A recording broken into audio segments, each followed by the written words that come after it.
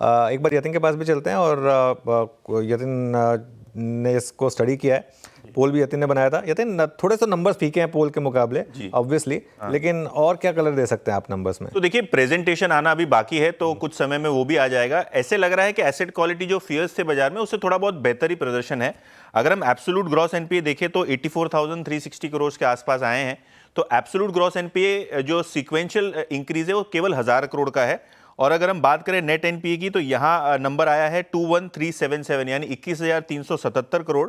और यहाँ भी आपने 600-700 करोड़ का इंक्रीज देखा है सीक्वेंशियल बेसिस पे। तो एसेट क्वालिटी पे ये कहना चाहूंगा कि क्योंकि ये क्वार्टर में एग्री स्लिपेजेस ज्यादा होते हैं, बहुत सारे एनालिस्ट ये भी बोल रहे थे कि एमटीएनएल भी शायद ये टाइम एनपीए रिकॉग्नाइज हो जाए, वहां स्लिपेजेस आपको बढ़ते हुए नजर पड़े। तो ये सब एडजस्टमेंट आपको ध्यान में रखने हैं। और कहीं ना कहीं अगर हम एसेट क्वालिटी के फ्रंट पे कहें तो सेटिस्फैक्टरी रहेगा।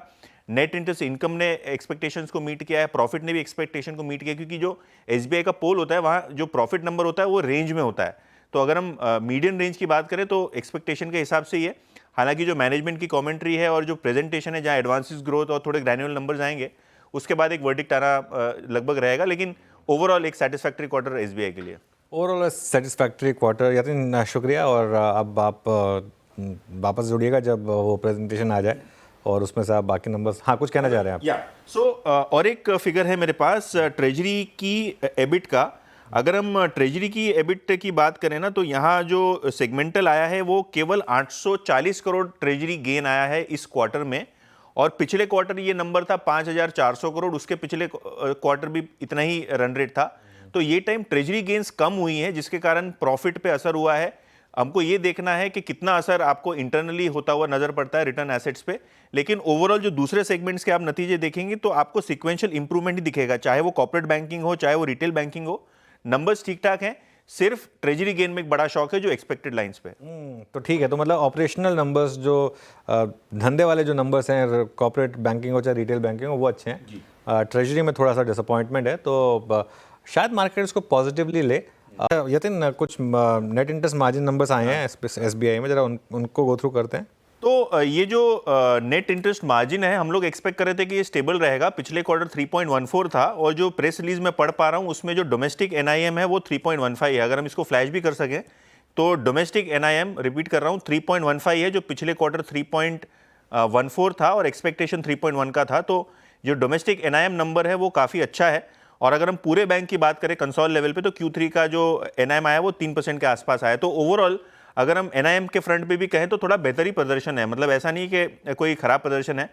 3.15 है जो डोमेस्टिक एनआईएम है। तो मुझे लगता है कि हम लोग फ्लैश कर रहे हैं वो जो कंसोल नंबर है, और जो फ्लैश होना चाहिए वो 3.15 होना चाहिए। काम करते हैं यतिन, अब आप जाके टिकर डेस्क पे बाकी नंबर्स को मॉनिटर करिए और उसके बाद हम बाकी नंबर्स को एनालाइज कर लेंगे। लेकिन वो नंबर जो है वो इम्पॉर्टेंट है। उसको जो डोमेस्टिक नेम की बात हो रही है वो 3.15 के करीब है, तो वो नंबर जो है वो अच्छा है। स्लिपेज रेशियो है अनुज जी, वो भी इंप्रूव हुआ है। जो स्लिपेज रेशियो है 0.58% के आसपास आया है। और यहाँ भी आपको जो है नंबर इंप्रूव होता हुआ नजर पड़ा है। 0.39 है, जो पिछले साल 0.58 था, और पिछले क्वार्टर 0.51 था। तो स्लिपेज भी मुझे लगता है अनुमान से कम ही आए होंगे, और दोनों ही स्लिपेज और एनआईएम फ्रंट पे नंबर हेल्दी हैं। तो इंटरनल्स तो अभी ठीक ठाक ही लग रहे हैं। 4,146 करोड़ स्लिपेजेस, जो पिछले क्वार्टर आई थिंक 4,600 करोड़ के आसपास है। एक्सपेक्टेशन भी उतना ही था। तो मुझे लगता है स्लिपेज का नंबर भी बढ़िया है, और जो एनआईएम का नंबर है डोमेस्टिक फ्रंट पे वो भी काफ़ी हेल्दी है। तो मुझे लगता है मार्केट थम्स अप देगा रिजल्ट्स। ओके आशीष, अब ये इंक्रीमेंटल नंबर्स हैं हमारे पास, कोई फ्रेश टेक एसबीआई पर? बिल्कुल अनुज, मैं जैसे मैंने कहा कि मुझे तो काफी प्रॉमिसिंग लगता है। और जैसे मैंने तो दो चीज मैं फोकस कर रहा था, एक तो क्रेडिट ग्रोथ। तो क्रेडिट ग्रोथ हमने देखा 14% के आसपास आ गई। तो इन एन एनवायरनमेंट जहां पर पे आप एक बहुत ही चैलेंजिंग एनवायरनमेंट में वहां पे 14-15% की ग्रोथ आना, ये एक बहुत ही अच्छी बात है। नेट एनपीएस के नंबर काफी अच्छे हैं। और निम्स के अंदर में भी आप देख रहे हैं कि हमें एक 3% के ऊपर की निम आई है। तो ओवरऑल तो मैं काफी अच्छे नंबर इसको कहूंगा। मेरे हिसाब से मार्केट इसको रिवॉर्ड करना चाहिए। और जैसे मैंने कहा 850 रुपए तक की अपसाइड ये हमें लगता है कि इस स्टॉक में देखने को नजर आ सकती है। स्लिपेजेस के अंदर में भी बहुत अच्छा सरप्राइज है जो कि घटकर आए। तो ये चीज को मार्केट मेरे हिसाब से बहुत ही अच्छे नंबर्स पूरे पीएसयू बास्केट में किसी के हैं तो वो स्टेट बैंक ऑफ इंडिया के नजर आ रहे हैं। ओके, कुछ देर में मैनेजमेंट भी आई थिंक रूबरू होगा प्रेस के साथ, तो उसमें थोड़ा सा और डिटेल्स निकल कर आएंगे। लेकिन निफ्टी देखिए एक बार अच्छा मीन वाइल बैंक निफ्टी देखिए, बैंक निफ्टी अब कोशिश कर रहा है ग्रीन में आने की। उसका पूरा का पूरा जो श्रेय है वो एक तरीके से एसबीआई को जाएगा, क्योंकि एसबीआई भी अब ऑलमोस्ट ग्रीन में ब्रेक इवन करने की तैयारी कर रहा है और उसका इम्पैक्ट आपको दिखाई देगा यहाँ पर बैंक निफ्टी पर।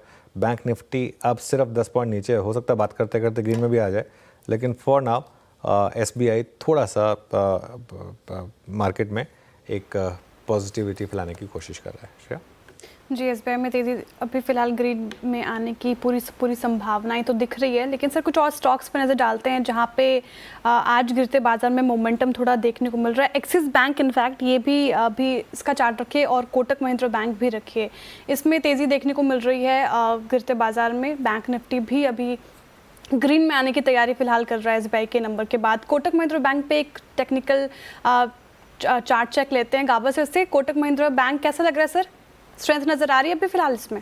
देखिए, Kotak Mahindra bank on higher time frame पे बहुत ही बढ़िया चार्ट है, एक बहुत अच्छा कंसोलिडेशन हुआ है करीब 3 हफ्ते से। लेकिन अगर 3 हफ्ते का कंसोलिडेशन रिसेंटली है, अगर आप थोड़ा ज्यादा वक्त लगाए तो कुछ महीनों से कंसोलिडेशन है, यहाँ से एक ब्रेकआउट की जरूरत है और शायद मिल जाएगा, matter of time. Strong support zone 1800 के आसपास है, लेकिन देखना चाहिए 2000 और 2100 का नजर होना चाहिए। ये थोड़ा वक्त देना पड़ेगा। It's buy on dip stock Kotak Mahindra bank.